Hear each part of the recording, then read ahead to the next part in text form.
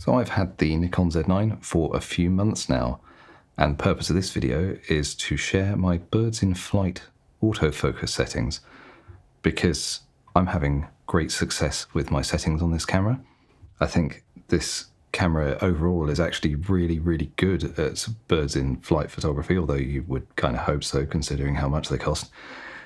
And these settings will also work on the Nikon Z8. This is a little bit particular to the way in which I shoot, I guess, in that I'm looking for a specific type of bird in flight photograph, as you will see from all of these ones I've taken over the past few weeks. I've been having quite a lot of success with it, and I'll go into my process for how I've been practicing and improving my birds in flight photography in a subsequent video. But for now, let's have a look at the settings on this camera. Okay, so this is only going to focus on the autofocus settings because this camera has so many settings that if I do a general one, we'll be here for the next couple of hours. So going into the menu, going into the photo shooting menu, and we're going to go all the way down to the AF settings. I don't know why they're this far down. First up, autofocus continuous. Fairly self-explanatory. I think that's what you want. It's a moving subject. AF area mode. This is set to wide area AF C1. This is a custom shape. This is set to the largest size that it can be, and I find this to be the most reliable for focusing on the birds. The reason for this being that when the AF subject detection fails, or it doesn't pick up the subject, it defaults to whatever is closest inside that box. And as the box covers most of the center of the frame, it's probably going to be the bird. And it's very consistent at actually doing it, and it's very fast. So overall, I probably take more photos with that than with the subject detection actually picking something up. So it is what it is, and it works very well. As a combination, they work very well together. Next up, AF subject detection options set to animal. Again, fairly obvious. Vibration reduction I have set to sport. This is because it can do something a little bit weird otherwise, but again, fairly straightforward.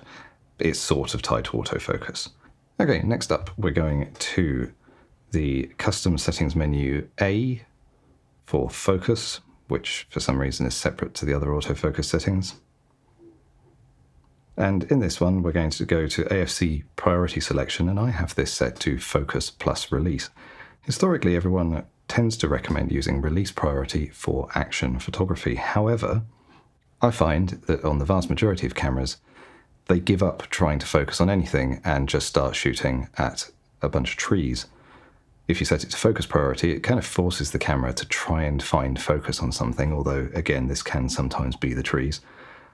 And on the Z9, I find that the middle option of focus plus release is a good compromise, and it seems to work very well. It does still get stuck on trees, like everything, but much less often, and it does try and focus on birds, and it keeps focus on them very effectively. You can ignore A2 because that's for single shot autofocus. Now, the one that's probably the most important setting, aside from the large area, is changing focus tracking with lock-on. I've experimented with this a lot, and for birds in flight flying towards the camera, which is what I tend to shoot, blocked shot AF response set to 2, so it's much quicker in moving to new subjects that appear, has been the most effective.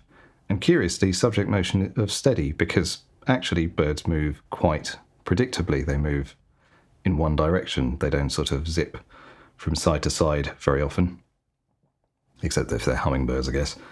And yeah, overall, this works very well. It makes it very twitchy, and in fact, it's quite similar to how twitchy the OM1's AF is when you set it to its max sensitivity.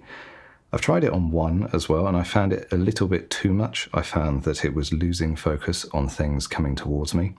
2 works really effectively. It picks birds up quite quickly. It sticks with them. It follows them as close as it can, and it works really reliably. I do sometimes use the complete opposite. I use the delayed response, but I use that for birds in trees or on the ground.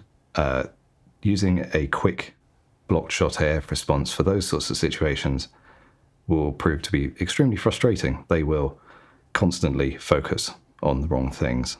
So counter to even my own suggestions on previous videos, I actually do use half-pressed shutter for autofocus on this camera. The reason for that being that I have two separate autofocus configurations available at all times. I have half-pressing the shutter does my wide area C1, and I use this for birds in flight. I find having fewer buttons to coordinate when there's action happening is actually more reliable. And I have the AF on button configured slightly differently.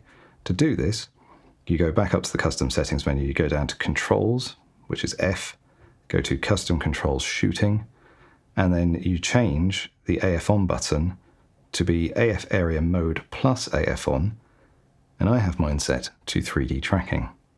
What this does is that by default, if no subject is detected, it will focus from the center AF point in the view, or if a subject is detected, it will start tracking from that subject detection.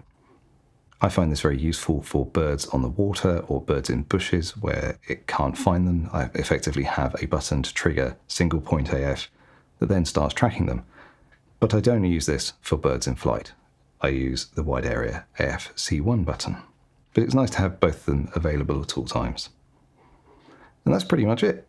That's all there really is to configure for my birds in flight autofocus setup. And as you can see from these clips, it works very effectively at tracking birds. It's been fantastic for me. I find that it is extremely reliable in terms of where it focuses, and it's getting focus all the time, which is very rewarding. I found it very satisfying and enjoyable to shoot quite tricky birds in flight shots with it. Do please let me know down in the comments if you have any suggestions or alternatives that you use or that you think might improve this setup.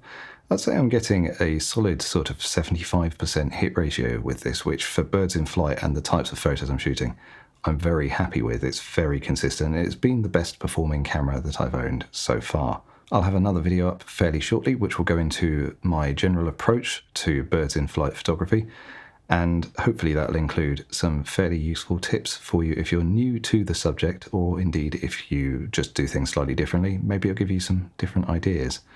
But for now, that's my Nikon Z9/Z8, which I don't own, birds in flight AF configuration.